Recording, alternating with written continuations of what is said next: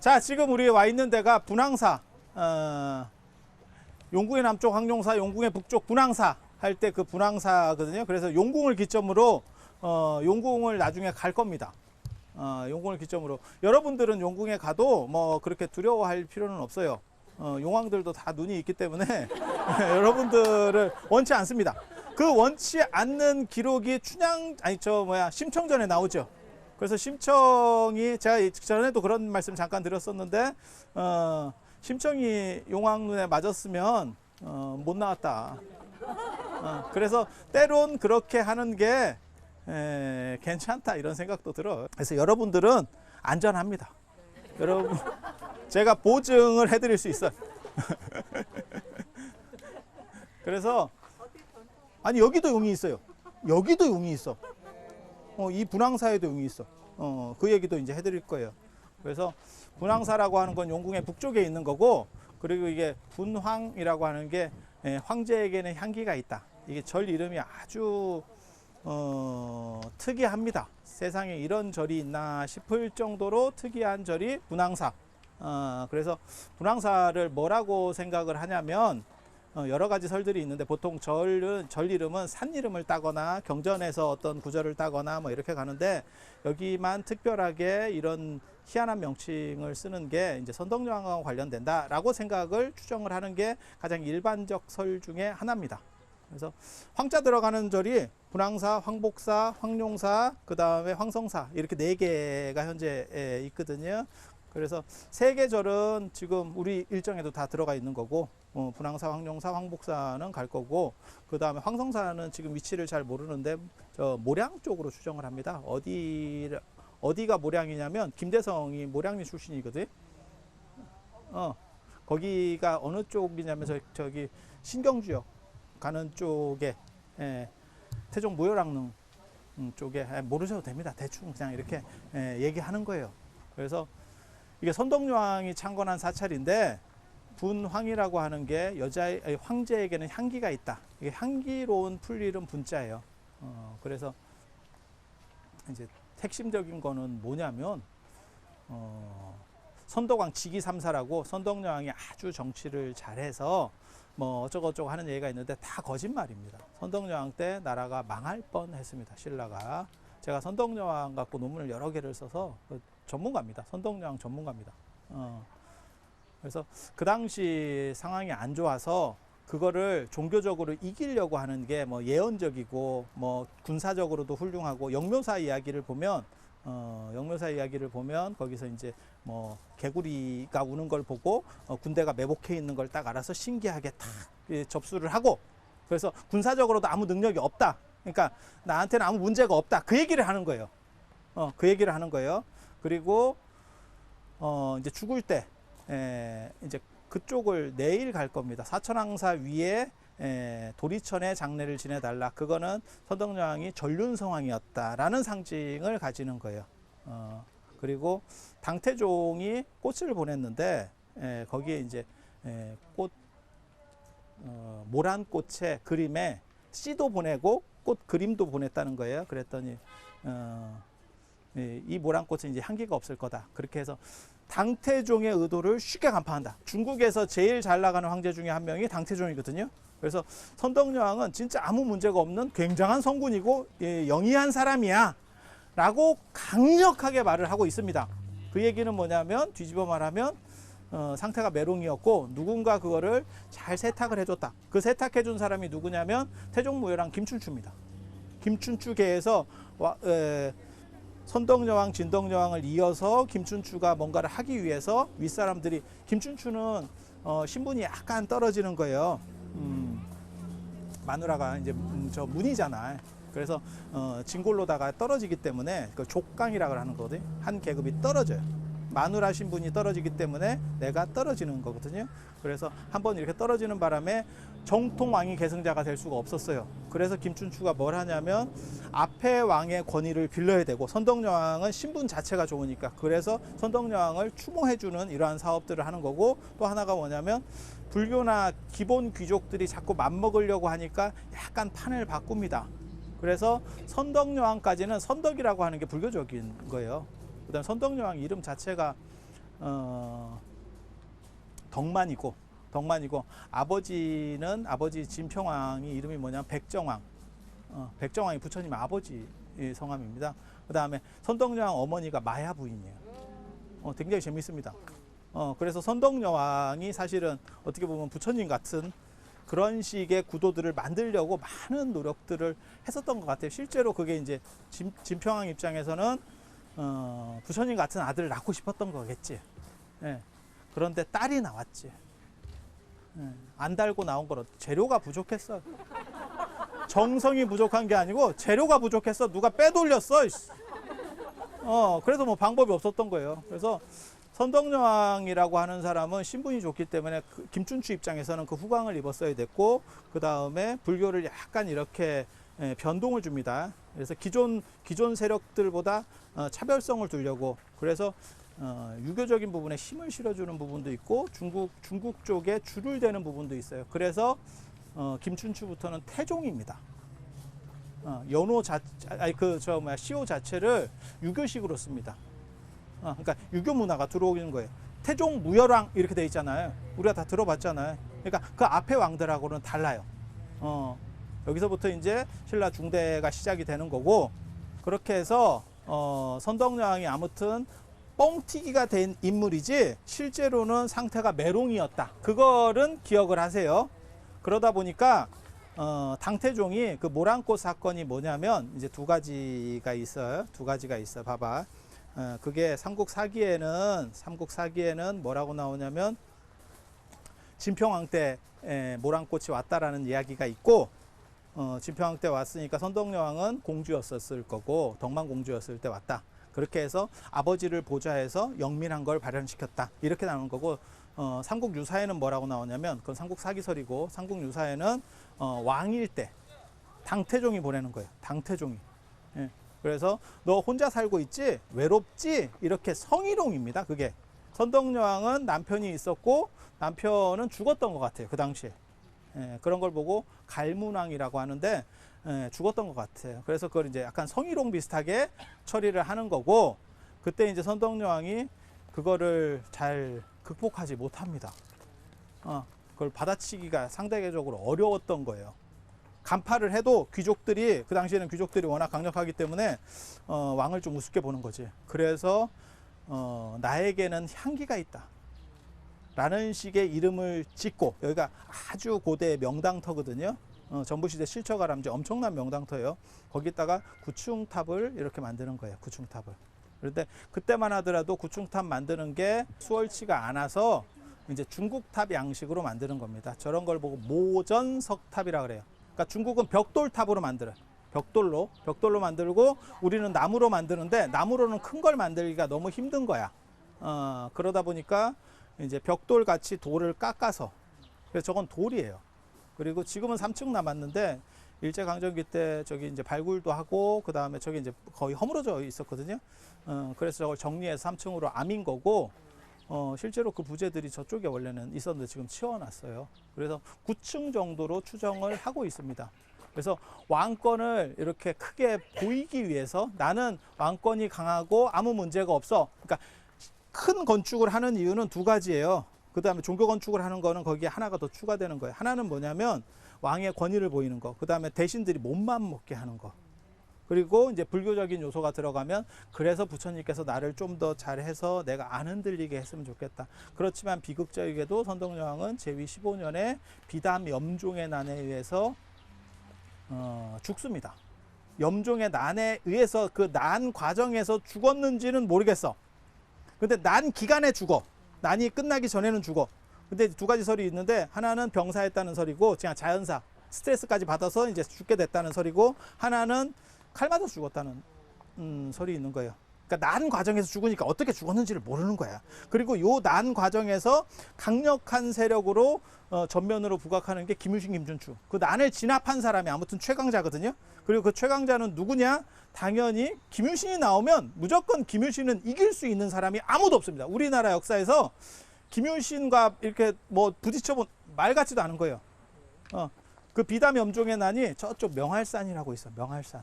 그쪽에서 산성을 끼고 산성을 끼고 전투를 하거든요. 명할산이라고. 그러니까 우리식으로 말하면, 서울로 말하면 남한산성, 북한산성을 장악한 거야. 그리고 김유신 쪽은, 김유신 김춘추 쪽은, 선덕여왕이랑 김유신 김춘추 쪽은 도성, 그러니까는 사대문 안을 장악하고 있는 거예요. 근데 참고로 말씀드리면 산성 군대가 훨씬 더 강력한 겁니다. 그냥 생각을 해도 도성은 전 의장대 비슷한 사람들인 거고, 산성은 실전 부대예요. 그래서 산성 쪽이 훨씬 더 강하고, 실제로 해성이 떨어졌지. 그래서 반월성을 장악하고 있었는데, 김유신, 김춘추, 선덕여왕은 반월성 쪽에 있었는데, 반월성 있다가 가보시면 아시겠지만 방어할 수 있는 시설이 아닙니다. 딱 봐도 저건 방어가 안 돼 라고 하는 거예요. 그런데 그게 또 해성이 떨어져 가지고 이렇게 떨어져서 반월성 안으로 이게 해성이 떨어진 거예요. 그러니까 옛날 사람들은 그걸 뭐라고 봤냐면 왕이 죽을 거다. 맞긴 맞아. 결국 선덕여왕이 죽었으니까. 그래서 비담이 이긴다라고 생각을 했어요. 그런데 그 유명한 사건입니다. 여러분도 다 한 번 정도 들어보신 한국 사람이면 김유신이 연에다가 불을 붙여서 그걸 날려서 그게 해성이 올라갔다라고 구라를 치고 사기를 역전시켜서 산성에 있는 거를 반월성 군대로다가 조져버리는, 그러면서 자기 위치가 뭐 엄청나게 떡상을 하죠. 그 힘으로 김춘추가 장악을 하게 되는 거거든요. 그전에는 비담은 상대등이에요. 국무총리. 그리고 김춘추가 외교 담당인데 김춘추하고 이게 알력이 있었어요. 그리고 선덕여왕이 나이가 많으니까 비담이 뭐라고 생각했냐면, 내가 신분으로서도 제일 괜찮은 것 같고, 그 다음에 내가 국무총리니까 선덕여왕이 돌아가시면 나 아니야? 이렇게 생각을 하고 있었어. 그런데 김춘추가 워낙 이게 치고 올라오는 거예요. 치고 올라오는데 그 당시에 백제랑 전쟁 관계에서 김유신 세력이 김춘추를 후원하기 때문에, 걔네가 결혼 동맹이잖아요. 일종의 결혼 관계로 이렇게 묶어져 있잖아요. 그래서 그쪽이 지원이 되니까 이기가 너무 어려운 거야. 그러니까 비담이 선덕여왕이 상태가 약간 떨어졌을 때 선제 공격을 하는 겁니다. 이게 굉장히 재미있는 사건이에요. 왜냐하면 국무총리가 반란을 일으킨 거예요. 총리가. 아니, 기다리면 내 건데, 그 얘기는 뭐냐면 기다려도 저놈이 더 빠를 것 같은데 라는 생각을, 위기의식을 느꼈다는 거지. 그게 비담의 염종의 난이에요. 그리고 그거를 선빵을 날리는 과정에서, 이런 선빵, 이런 단어가 굉장히 좀 부적절한 단어일 수 있는데, 선빵을 날렸으면서도 김유신한테 입지도 다 안 좋은데도 불구하고 그 졌다는 거예요.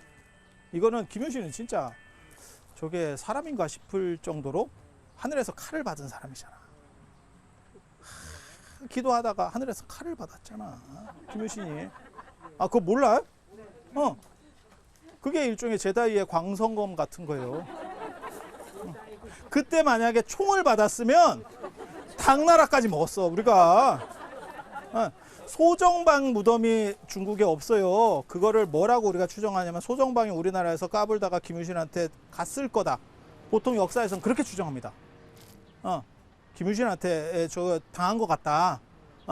이 사람이, 소정방이 엄청나게 중요한 사람인데도 역사에서 어느 순간에 싹 지워져 버려요. 그 얘기는 같다는 얘기입니다. 그리고 그걸 보낼 수 있는 사람은 김유신밖에 없어요. 그 양반을 그렇게 보낼 수 있는 사람은 김유신밖에 없어요. 그래서 그런 사건들이 있는 거고, 그 사건들의 정점에 있는 게 사실은 이 불황사 모전석탑. 그래서 여기에서 이게 그 스토리랑 잘 맞아 들어가는 게 뭐냐면, 여기 유물을 발굴하니까 바늘이 나와요. 바늘. 금바늘, 은바늘 같은 게 나와. 그 다음에 바늘통이 나와. 그러니까 보통은 불교에서 이렇게 사리장엄고, 사리랑 같이 이렇게 넣는 물건에서 그런 물건을 넣지는 않습니다. 가위 같은 거는 벽사라 그래서, 예전에 그거 아세요? 여러분들 꿈자리 사놨고 이러면 가위 같은 거 넣고, 그 다음에 개업시계도 가위 같은 거 넣고, 그 다음에 담벼락에 사람들이 오줌을 많이 싸면 가위를 놓고, 뭐 이런 식으로 그게 싹둑 잘라서 더 이상 삿된 것들이 못 들어오게 하겠다라고 하는 칼과 더불어서 가위가 벽사의 의미가 있어요.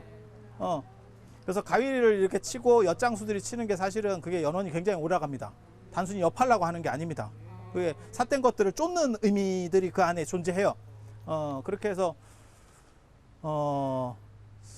그런데 그 여성용품이 왜 들어왔겠느냐? 그건 선덕여왕의 염원일 것이다 라고 해서 아구가 딱 맞는 거죠. 그래서 황제에게는 향기가 있다. 그 황제는 선덕여왕. 여기서 당나라 황제가 아니고. 그리고 되게 재밌는 게 당나라 도선이 고승전에 자장전을 쓰거든요. 자장이 조금 더 선배입니다. 다른 사람들은 도선이 더 위다라고 그러는데 제가 보기에는 제가 자장 전문가로서 얘기하면 자장이 더 선배거든요.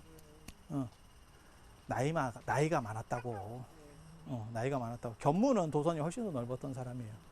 그건 중국에서 많은 걸 보는 사람이고, 자장이라고 하는 분은 이렇게 작은 나라에서 보는 게 차이가 있으니까. 그래서 그런 부분들이 있는데, 그 자장전이 그 고승전 안에, 속고승전 안에 들어가 있습니다. 속고승전 안에 들어가 있어. 그런데 자장률사가 여기 주지를 합니다. 선덕여왕이 나라가 너무 궁지에 몰리니까 자장률사가 빨리 와서 이거를 좀 안정을 시켜주세요 라고 해서 오는 거예요. 사신을 요청을 해. 그래서 당태종한테 허가를 받아서 자장률사가 돌아오시거든요. 돌아와서 황룡사 구축목탑 같은 걸 세워주면서 이제 종교조건이나 이런 것들을 신장시켜서 왕권을 안정시켜주려고 했던 거야. 그런데 자장률사는 막상 돌아왔을 때 국통이 됐는데, 후대로 말하면 국사 같은 게 됐는데, 황룡사로 못 들어갑니다. 자장률사 뺀찌 사건이라고. 이게 역사가 굉장히 재밌어요. 그러니까 유학파인데 갔다 오니까 내 자리는 이미 묻혔지. 제 주변에도 그런 사람이 있어요. 지도 교수님이 뭐 중국 가서 박사학위를 하고 와라, 아니면 뭐 미국 가서 박사학위를 하고 와라. 그러면 네 자리를 내가 만들어 줄게. 이렇게 해서 갔다 오니까 판이 바뀌었지. 판이 바뀌었고, 그 지도 교수도 그 과가 없어질 것 같은데 이러고 있다는 거예요. 아니 지금 뭐 시절이 다 그런 시절이니까. 그래서 자장률사가 중국에 유학 갔다 오니까 이미 이쪽 세력들도 이미 커올라 왔기 때문에 감당이 안 돼요. 그래서 황룡사로 못 들어갑니다. 막바로. 그래서 자장률사가 나중에 황룡사 들어갈 때 무슨 얘기가 있냐면, 거기서 보살개본, 개와 관련된, 개울과 관련된 이걸 설법을 이렇게 하실 때 감로가 내리고 이적이 발생을 해요. 그걸로 조져버려. 그리고 거기 못 들어갔을 때, 그러니까 뭐 이런 능력이 있어야 돼. 저도 제가 여기 지금 오늘 올 때 우리 PD님이 뭐라 그랬냐면, 장마인데 장마가 올라온대요. 그래서 비 온다는데 어쩌죠? 이러길래 제가 뭐라 그랬냐, 걱정 마라. 내가 그 정도는 내가 할 수 있다.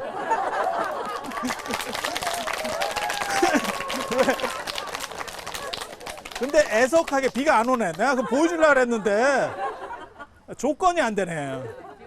조건이 안 되네. 이게. 그리고 우리 온다 하니까 이게 지금 보일러를 너무 많이 쐬놔가지고. 자, 그렇게 해서 황룡사 주지가 나중에 되긴 돼요. 그 사건을 반전을 해서. 그래서 2대 주지가 이제 자장률사가 황룡사 주지가 되고 들어가게 되는 거예요. 그래서 여기가 뭐냐면 저쪽 들어가기 전에 약간 이렇게 대기, 여기서 아예 못 들어가는 팀도 있고, 이쪽이 약간 이제 뭐 안 될까 뭐 이런 뉘앙스들이 있는 절이에요. 그리고 그 도선의 속고승전 자장전에 보면 뭐라고 나오면 왕분사라고 나옵니다. 왕분사. 분황사가 아니고 왕분사. 그거를 이제 뺏기는 과정에서 이제 자료들이 신라에서 이렇게 당으로 넘어가면 그걸 이제 정리하는 과정에서 오자가 났을 거다, 이런 생각을 하는데, 저는 개인적으로 무슨 생각하냐면, 하필 우리가 황자를 쓴 거를 저놈이 왕자로 바꾼 거야. 기분 더럽지? 우리는 황제라고 맘먹으려고 들었던 거고, 그 양반 입장에서는 그게, 야 너네가 왕이냐? 그러니까 우리도 비슷한 행동을 하는 데가 있어. 어디냐면 일본이에요. 일본이 뭐 천황이다 이러면 우리는 천왕. 황태자라고 안 하고 왕세자 이렇게 부른다고. 되게 재밌어. 근데 그게 일본만 그렇게 부르지 중국은 그렇게 안 불러, 우리가. 중국은 중국은 황제라고 그냥 불러주잖아. 일본만 그렇게 불러. 중국은 그냥 냅둔다니까. 그러니까 너깐놈이 무슨 씨 황제야, 기분 나쁘게. 이 얘기가 인식이 깔려 있는 거예요. 그래서 아마 도선이 한 글자는 의도적으로 했었던 것 같다. 그리고 그 나비 그림이 되게 재밌는 설이 있어요. 동양화 독법 같은 데 보면 뭐라고 나오냐면 그 나비가 노인을 나타내는 글자거든요. 아니, 중국에서는 접자하고 질자하고, 그러니까 나비 접자하고 노인 질자가 발음이 똑같아요. 디에라고 발음이 똑같아. 그래서 나비를 그리면 80살까지만 장수해라라는 의미 때문에 나비를 안 그렸다라고 약을 파는 사람들이 있어요.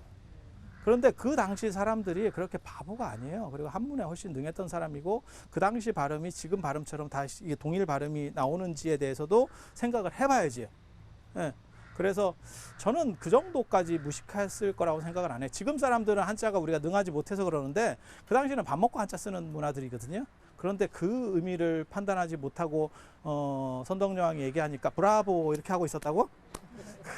그건 아닐 것 같아요. 그래서 그런 설도 있다라는 정도를 말씀을 드려요. 그리고 이 분황사 모전석탑이 인도에서는 사자를 전부 숫사자만 씁니다. 여기는 숫사자 2마리, 암사자 2마리.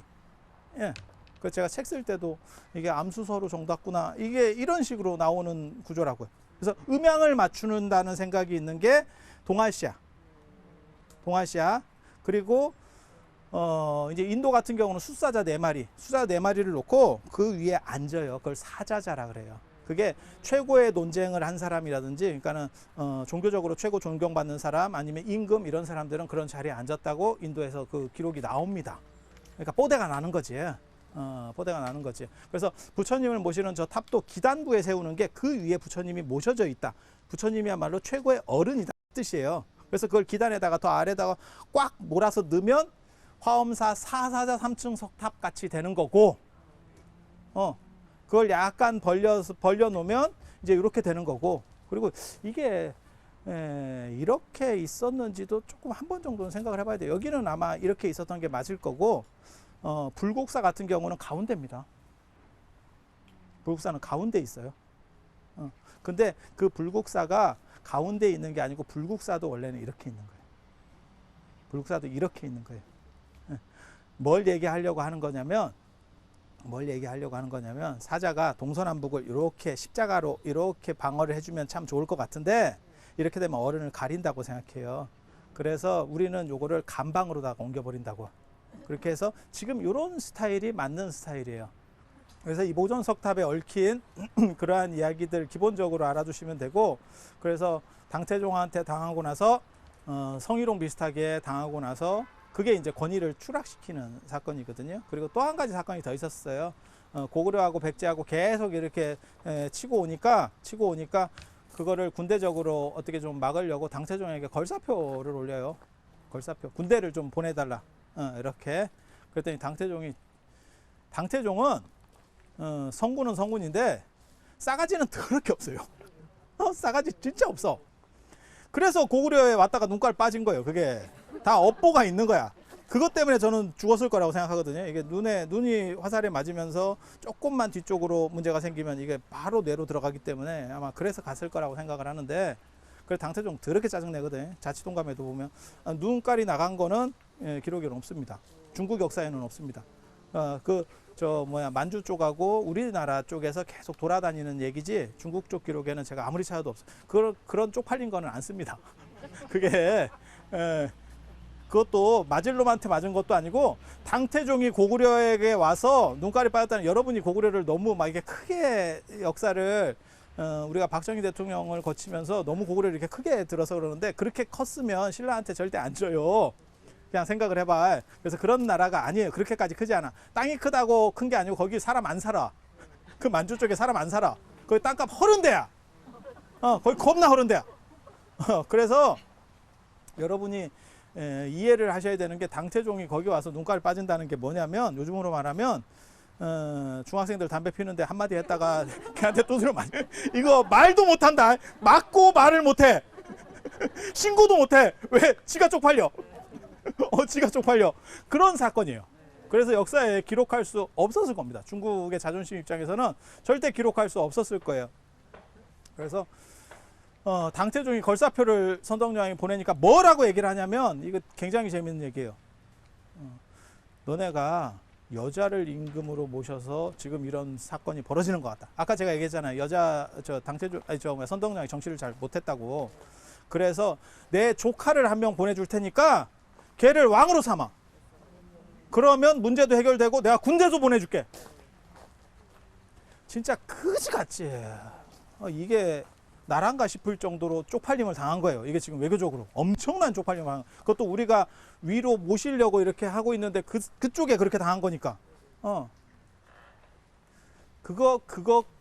그거의 기점이 돼서 비담 염종의 난으로 연결되는 거예요. 그래서 여자 군주가 정치를 잘 못한다 라고 해서, 그래서 그런 정도 이해를 하시면 되고, 그걸 어떻게 해서든지 중간에 극복하려고 노력했었던 게 이런 건축물이에요. 그리고 사람들이 생각하면 이런 큰 건축물을 저걸 9층이라고 생각해봐요. 그리고 저거를 전부 다 일반 돌을 벽돌처럼 잘라서 만든 거예요.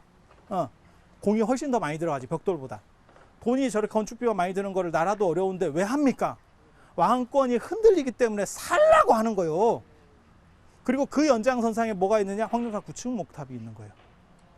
계속 그런 식으로다가 해서, 하나는 내 권위를 주변에 보이고, 나 아직 안 죽었어 이 자식들아, 나 아직 끄떡없어, 이 얘기를 하고 싶은 거고, 또 하나는 속으로는 그거지. 부처님 제발 좀 살려주세요. 난 미치겠어요. 지금 이게 지금 날아가려고 해요. 이 귀족제 사회는 조선하고 다릅니다. 귀족들은 다 사촌 뭐 이런 거기 때문에 너나 나나 이렇게 맘먹습니다. 이해가 됩니까? 군신 관계가 아니에요. 그래서 야, 너네 할아버지하고 우리 할아버지하고 뭐 그거 아니요? 뭐 이런 식으로 자꾸 나온다니까, 귀족제는. 그래서 그런 문제들이 있었다라는 정도 아시면 되고, 여기가 용궁 북쪽이라 그랬잖아요. 그래서 여기도 용이 살아요. 요건 이제 좀 다른 얘기야. 이건 지금 용 얘기를 해주는 거야. 용 얘기. 여기 진짜 전설적인 것들이나 이런 여러 가지 이야기들이 굉장히 많은데, 안타깝게도 이 분황사가 어떻게 보면 너무 이렇게 소략한 절이 돼서 개인적으로는 좀 그렇습니다. 그 용이 어디 있냐면 저기 있어요. 저 우물 안에 원하고, 저 안에는 원이고 밖에는 팔각형으로. 그래서 저건 아마 팔정도를 상징하는 그런 우물이었을 거예요. 깨달음, 올바른 깨달음, 뭐 이렇게. 용이 진짜, 이 신라의 용이 엄청나게 많다니까. 신라 초기 기록에 보면 아무튼 뭐 용이 지천이에요. 나정의 나정이 아니고 저 아령정. 아령정의 아령도 용하고 관련되는 거고, 용이 옆구리로 나오는 거예요. 용 옆구리로 나와서 그 박격거세 마누라가 용 왼쪽 옆구리로 나온다는 거거든요. 부처님이 오른쪽 옆구리로 나와서 남자, 왼쪽 옆구리로 나오면 여자. 그러니까 불교가 들어간 뒤에 이게 윤색됐다는 걸 알 수 있는 그런 신화고, 그 다음에 대표적인 게 여기만 용 얘기가 있는 게 아니고, 저기 용 있잖아. 저 뭐야, 기림사도 연못 위에서 지어가지고 있잖아. 그러니까 여러분이 다 들어본 얘기만 하는 거예요. 그 말고 뭐 양산의 용이 나왔다 뭐 이런 것들은 엄청나게 많습니다. 기록이 엄청 많아요. 그런데 여기 기림사도 그 연못 메웠다는 거고, 그 다음에 통도사도 구룡지, 거기가 배꼽이잖아요. 거기 용, 그래서 용 8마리 날려보내고 한 마리 남아가지고 이렇게 꼬리 잡아가지고 이렇게 해놓은 거 아니요. 그래서 용 얘기가 계속 나와요. 그리고 여러분 이제 잘 아시는 감은사지 가면 거기 이제 용 왔다 갔다 하라고, 용용 죽겠지 하면서 이렇게 왔다 갔다 하는 거 아니요. 아버지가 용이 됐잖아요. 그러니까 용 토템이라고 하는 게 초기 신라의 아주 강력한 토템 중에 하나예요. 선왕이 죽어서 용이 될 정도니까. 그리고 또 뭐가 있냐면 그때 이제 문무왕이 내가 죽어서 호국용이 되겠다 이렇게 얘기하니까, 그 이제 능지탑이라고 저 뒤쪽에 거기서 화장을 하거든요. 그 호국용이 되겠다라고 말하니까 그때 스님이 뭐라고 얘기하냐면, 왜 하필 축생이 되려고 하십니까? 임금 자리를 버리고 왜 축생으로 환생하려고 하십니까? 이렇게 얘기하거든요. 그게 인도용의 스토리하고 중국용의 스토리하고 섞여 있는 겁니다. 그러니까 중국용의 스토리는 주역에 나오는 뭐 황룡류에, 그 다음에 현용제전, 용이 밭에 있다, 드러난 용. 그 다음에 제일 유명한 거는 황룡류에는 뭐냐, 맨 끝에까지 올라간 용, 날아서 올라간 용이고, 그 다음에 제일 유명한 용은 비룡제천, 나는 용이 하늘에 있다. 그 용비어천가 거기서 나오는 거거든. 그런 식으로 승천의 용이라고 하는 개념이 있고, 인도 용은 용왕이에요. 용왕, 바다에 사는 용왕. 그리고 이 신라용은 제가 보기에는 중국 용하고 또 약간 달라. 달라. 그래서 이런 용토템이 정리된 건 아닌데 무언가가 있어요. 그게 그리고 미르하고도 관련이 있는 것 같아요. 용의 원래 이름이, 우리 이름이 미르잖아. 그래서 이 밑에 거기 용궁이 있고 여기도 지금 용이 사는 거예요. 그래서 그 문무왕 얘기에 보면 스님은 인도용 얘기를 하고 있고 문무왕은 이 동네 용 얘기를 하고 있어요. 그래서 나는 호국용이 될 거야. 김유신은 어떻게 됐는지 아세요? 죽은 뒤에? 김유신 어디 갔는지 아세요? 33천 도리천에 있어요. 김유신이. 김유신이. 선덕여왕도 거기 있거든? 그렇게 보고 있는데 그게 좋은 관계지는 정확하게 잘 모르겠어. 근데 아무튼 같이 살아. 아니, 부부로 같이 사는 거 아니고 그냥 같은 지역에 살아. 같은 동네. 반상회 때 본다. 반상회 때. 그 반상회 하는 공간이 선법당이야. 제가 이제 말을 할 때 이렇게 얘기를 하니까 굉장히 그냥 막 던지는 것 같지만 다 있어요. 그게 선법당이라는 공회당이 있어. 제석천 말고 32천들이 모이는 공간이 있어. 선법당이 있고, 그 다음 제석천은 묘승전, 수승전, 거기서 살아. 승전 이런 데 살아. 그래서 왕궁이 따로 있고, 그래서 그런 식의 용 얘기가 있고, 원성왕 때예요. 원성왕이 굉장히 중요하거든요. 신라 하대를 여는 게 해공왕이 태종무효랑 김춘추계가 해공왕까지 가고, 해공왕 들어봤습니까? 해공왕? 해공왕 재료까지는 됐는데 정신이 부족하대. 그거 해공왕. 이해가 돼? 그러니까 아내는 여자고 밖에 재료는 남자야. 그게 해공왕. 그 사연이 있어요. 예전에 그 전우치 이런 거 보면 나오는데 아버지가 이렇게 정치를 잘 하고 있었는데 자식이 없대. 그래서 표운 스님이 전우치 영화 이런 데 보면 표운대덕 이렇게 해서 나오거든요. 천상을 왔다 갔다 합니다. 표운이 천상에 왔다 갔다 하니까 뭐라고 얘기하냐면 아들이 없는데 아들을 좀 어떻게 해주면 안 됩니까? 그랬더니 그 하느님 제석천이 뭐라고 얘기하냐면 딸은 있는데 아들이 없다. 아들은 안 된다. 이랬더니 그럼 아들로 좀 바꿔달라. 이렇게 얘기를 해요. 바꿔달라. 그랬더니 스님도 왕의 말은 들어야 돼요. 그래서 바꿔달라는데요. 이렇게 해서 올라갔어. 그게 성전환. 세계 최초 성전환 수술 기록이야. 그래서 그거를 이렇게 해서 달아줬어. 그 대신에 뭐라고 얘기하냐면 달아는 줄 수 있는데 나라가 위험하다. 그래서 걔를 그게 해공왕인데 어렸을 때 즉위를 해가지고 이렇게 정치를 하는데 계속 많이 벌어지고 얘는 여성용품을 좋아한대. 어렸을 때부터. 그러니까 아내는 안 바뀐 거야. 겉에만 달고 나온 거지. 여러분하고는 반대네. 여러분하고는 반대야. 뭐 그래서 이런 거 자꾸 하지 말라 했는데 이게 안티를 부른대. 자꾸 공격적으로 하지 말해. 근데 그렇게 해서 나라가 망하고 그때 들어서는 게 누구냐면 선덕왕이에요. 선덕여왕 말고 선덕왕이 있습니다. 그때 계속해서 반란들이 일어나거든요. 해공왕 때. 그때 그거를 이제 장악하면서 그 반란을 진압하고 걔가 죽였는지 그 난 때문에 죽었는지 잘 몰라요. 그래서 난을 진압하고 나오니까 해공왕은 죽어 있어 벌써. 근데 그 진압군에서는 뭐라고 얘기하냐면 저쪽 반란군에서 죽였다. 이제 이렇게 뒤집어 씌우면서 지가 왕이 되는 게 선덕왕입니다. 여기서부터 신라 하대라 그러거든요. 신라 중대까지는 김춘추 계열이에요. 해공왕까지는 김춘추 후손들이고 여기서부터 내무랑 계열로다가 다시 바뀌어요. 내무랑 계열로 다시 바뀌어. 그리고 그 다음 왕이 여러분 다 들어보셨던 왕이 나옵니다. 그게 괴릉, 원성왕. 원성왕이 나와요. 원성왕이 왜 유명하냐면 복 받아서 왕 되는 사람. 복 받아서 왕 되는 사람. 원성왕이 김경신인데 원래 김주원이라는 사람이 있어요. 다 들어본 얘기야. 이름을 정확하게 몰라서 그래서 다 들어본 얘기야. 김주원이 다음 왕입니다. 선덕왕 죽고 김주원이 이렇게 하려고 했더니 물이 불어가지고 그 들어봤지? 주황산 얘기. 주황산 얘기 들어봤잖아요. 근데 왜 그게 주황산인지 정확하게 잘 모릅니다. 그건 그쪽에서 약을 파는 거예요. 근데 물이 불어서 북천에 물이 불어서 다리도 다 끊기고 그래갖고 며칠 늦었더니 원성왕이 홀라당해 먹었대. 그래서 내가 왕 이렇게. 그 김주원이 굉장히 중요한 사람이에요. 그 김주원이 그래서 삐져가지고 뭐 이렇게 뒤집으려고 했지만 벌써 이미 다 경기는 끝난 것 같고 그 며칠 사이에 경기가 끝나버렸어. 그리고 인심은 진짜 거지 같은 겁니다. 인심 절대 믿으면 안 됩니다. 이런 얘기 대놓고 하면 안 되는데 인심은 믿으면 안 돼. 왜? 권력이 한쪽으로 기울었다 그러면 전부 붙어요. 내 사람이라고 생각하고 있었는데 싹 쏠려가. 그리고 주변에 보면 야, 내가 독거노인이었구나. 이런 생각이 딱 들어. 이게 세상 인심이에요. 그래서 그쪽이 딱 이기니까 그래서 원성왕이 왕이 되고 이제 좀 미안했지 김주원한테는.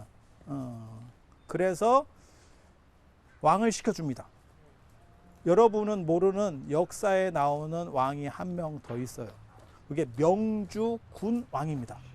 강릉 일대를 시급으로 줘서 왕으로 봉해버려요. 그게 명주군 왕이에요. 명주군. 실제로 있습니다. 왕릉도 있고. 명주군이었어요. 그러니까 강원도 명주군이 있어요. 구주 오소경 할 때 거기 명주군이 있고 그게 강릉 지역을 중심으로 해서 쭉 나오는 거예요. 그런데 거기를 다스리는 어떻게 보면 특별자치도 같은 걸 만들어서 너 거기 왕해. 그리고 그렇게 해서 줬는데 나중에 그 아들 입장에서는 짜증이 났었는가 봐. 우리 아버지가 왕이 될 수 있었는데 그게 이제 신라하대 때 그 유명한 김헌창의 난이라고 하는 겁니다. 여러분은 못 들어보셨습니다. 이 역사에서 이런 거 잘 안 가르쳐줘요. 우리나라 역사는 잘 안 가르쳐줘요. 근데 그게 그런 사건이에요. 이 명주라고 하는 지역이 지역적으로 굉장한 특수성을 가지는 그러한 측면들이 발생을 해요. 그리고 그 이전에도 보면 이 명주의 특징이 뭐냐면 자장률사 부분도 있고 그 다음에 보천태자도 있고 그래서 그 보천태자 같은 경우는 사실은 그 명주 쪽으로다가 피난 갔다가 내려와서 성덕왕이 되는 거고 신라의 왕으로 돌아오는 거고 김주원은 끝까지 못 돌아옵니다. 그러니까 어떤 사람은 돌아오고 어떤 사람은 못 돌아와요. 자장률사도 못 돌아온 케이스입니다. 그쪽으로 가서 김춘추한테 밀린 거예요. 그렇게 해서 조금 있다가 세력을 규합해서 오려고 했지만 그러니까 강릉이 여러분 생각하고 달라. 여러분 생각하고 달라. 거기가 그 명주군 쪽이 옛날에는 별도예요. 신라시대 때는 별도예요. 그리고 거기를 장악한 사람이 이인자입니다. 그래서 그쪽에서 치고 올라올 수도 있고 내려갈 수도 있어요. 그러니까 수도가 경주기 때문에 이 동해안 쪽으로 타고 왔다 갔다 하는 거예요. 그리고 나중에 여러분도 이제 그런 경우가 있을 거예요. 뭐 이게 꽃을 받는다거나 이렇게 그게 헌화가 수로 부인 헌화가도 그 길이에요. 근데 보면 그 수로 부인이라고 하는 사람도 되게 재밌지. 그 노인이 주거든요. 그래서 제가 여러분도 꽃을 받을 수 있다라고 말하는 거예요. 그 노인은 노안이기 때문에 마스크 끼고 있으면 꽃을 줄 수도 있어. 마스크 벗지 마. 꽃 뺏긴다. 꽃 뺏긴다. 그래서 그 명주와 관련된 것 굉장히 특이한 부분들이 있어요. 이 얘기는 다음에 안 해줄 거예요. 안 해주고 다음 시간에는 뭔 얘기를 해주냐면 그 원성왕 때 이 용 얘기를 해드릴 거예요. 문왕사와 관련된 용 얘기가 나와요. 그래서 그 얘기를 이어서 해드릴 수 있도록 그렇게 하겠습니다.